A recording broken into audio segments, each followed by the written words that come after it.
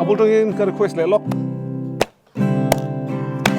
In vang khập vui lại tua la, chim khoa rong trăng in run bụi, cá ra cả lâu đó ngày lâu,